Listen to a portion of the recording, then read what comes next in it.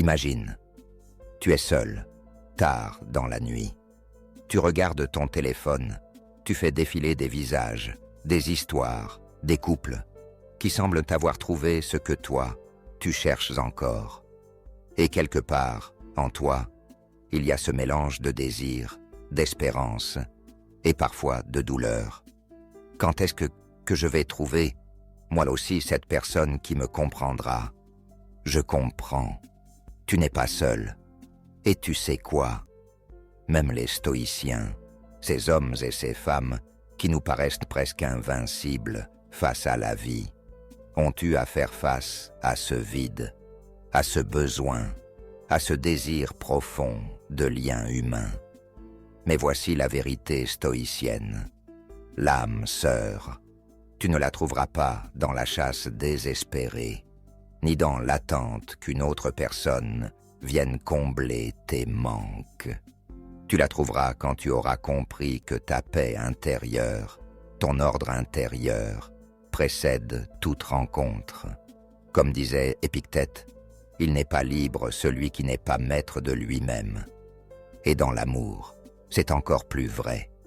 Aujourd'hui, je vais te montrer comment le stoïcisme peut transformer ta quête de l'âme sœur, par en te donnant une formule magique, par en t'assurant que demain tu rencontreras la personne idéale, mais en t'aidant à devenir cet être aligné, solide et paisible, qui attire naturellement l'amour véritable. La première illusion, croire que l'autre va te sauver. On se raconte souvent que l'amour, c'est la pièce manquante du puzzle. On pense qu'il faut que quelqu'un vienne compléter notre vie. Mais réfléchis, est-ce que Marc Aurèle, dans ses pensées, attendait qu'une femme ou un ami vienne arranger son esprit quand il était tourmenté? Non, il écrivait « Cherche en toi-même la source du bien ».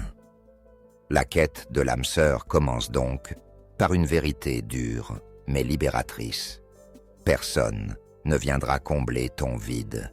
Si tu attends que l'autre guérisse tes blessures, tu fais peser sur lui un fardeau qu'aucun être humain ne peut porter. Le stoïcisme nous dit « Distingue ce qui dépend de toi et ce qui n'en dépend pas. Ton bonheur, ta paix intérieure, ta dignité, ça dépend de toi. L'amour que l'autre va t'offrir, ça ne dépend pas de toi. Et tant que tu inverses cet ordre, tu souffriras. La préparation intérieure, devenir aimant avant d'aimer. Alors, que faire? Tu dois devenir cette personne qui sait aimer avant de chercher à être aimé. Mais pas aimer de façon dépendante, pas aimer par besoin, non. Aimer comme les stoïciens pratiquaient de la vertu, parce que c'est ta nature, parce que c'est juste, parce que c'est beau. Sénèque disait « Celui qui n'a pas appris à vivre pour soi est incapable de vivre pour un autre. » Avant de tendre la main, assure-toi que ta main est stable. Avant de donner ton cœur, assure-toi qu'il n'est pas en morceaux. Travaille ton caractère. Développe ta tempérance pour ne pas t'attacher à la première illusion. Cultive ton courage pour oser être vulnérable sans crainte du rejet. Affine ta sagesse pour discerner si la personne en face de toi cherche l'éclat ou l'essence. Et surtout, développe ta justice, cette vertu qui pousse à traiter l'autre, non comme un objet de désir, mais comme un être digne, avec sa liberté et sa valeur. L'épreuve de la solitude, un terrain d'entraînement stoïcien. La solitude, beaucoup la fuient. Mais pour le stoïcien, elle est un dojo. C'est là que tu testes ta capacité à tenir debout par toi-même. C'est là que tu apprends à te suffire à toi-même. Non pas parce que tu refuses l'autre, mais parce que tu veux l'accueillir sans besoin. Demande-toi, est-ce que tu peux être heureux une journée entière sans envoyer un message, sans attendre une validation extérieure? Est-ce que tu peux goûter à la beauté de la vie, au lever du soleil, au silence, à ton propre souffle? Si la réponse est non, alors l'amour que tu cherches sera une fuite, pas un partage. Et tôt ou tard, tu te retrouveras déçu. Comme disait Épictète, si tu embrasses ton enfant, dis-toi en toi-même, demain peut-être il mourra. Non pas pour être froid, mais pour être conscient que tout lien humain est fragile.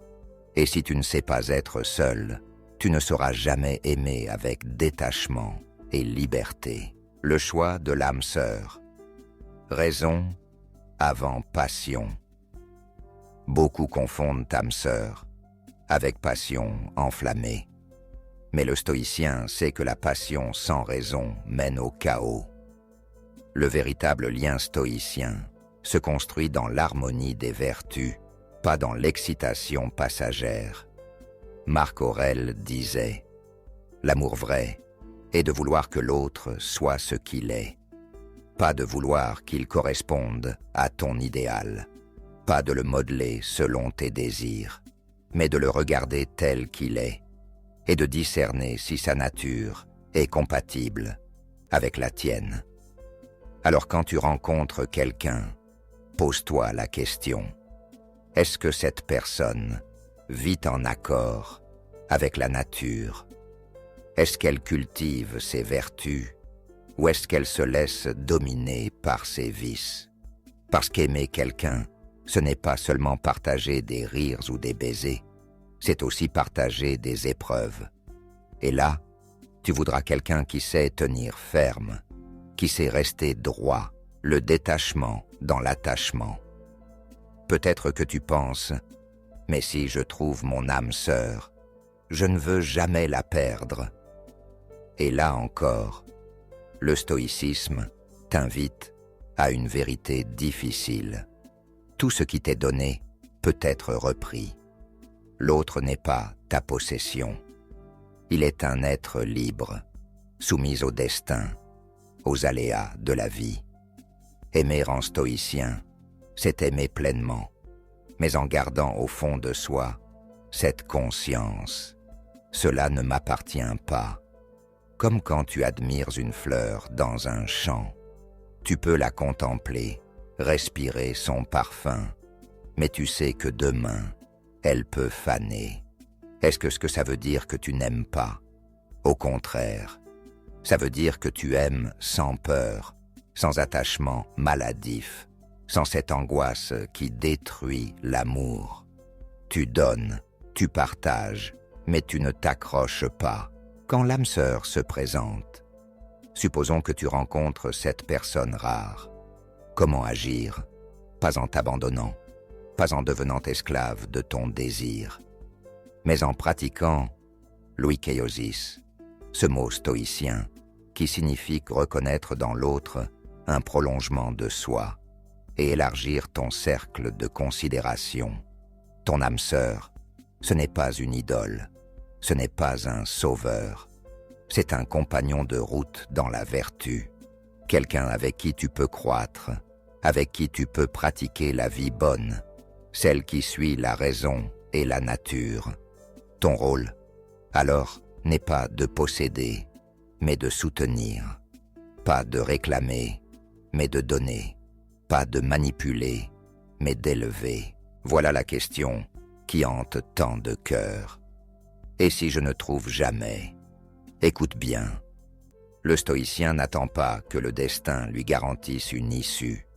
Il agit, il vit, il aime, mais il accepte ce qui arrive.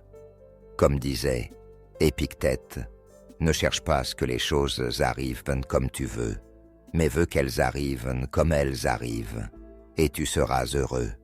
Si tu trouves ton âme sœur, célèbre ce cadeau. Si tu ne la trouves pas, sache que tu n'as rien perdu. Tu as toujours ton intégrité, ta vertu, ta capacité d'aimer le monde et les hommes dans leur ensemble. L'âme sœur, c'est peut-être une personne, mais c'est aussi une manière de vivre. Vivre en accord avec toi-même. Vivre en lien avec la nature. Vivre en paix avec ton destin. Alors, retiens ceci. La quête de l'âme sœur n'est pas d'abord une quête extérieure. C'est une quête intérieure. Parce que si tu ne te possèdes pas, tu ne pourras jamais aimer librement. Et si tu deviens solide, aimant et vertueux, alors l'amour véritable viendra peut-être à toi, ou pas, mais dans tous les cas, tu seras prêt. Comme le disait Marc Aurèle, aime l'homme selon la nature, et commence par toi-même. Voilà ton entraînement stoïcien. Apprends à distinguer ce qui dépend de toi et ce qui n'en dépend pas dans l'amour. Cultive tes vertus pour devenir aimant avant d'être aimé.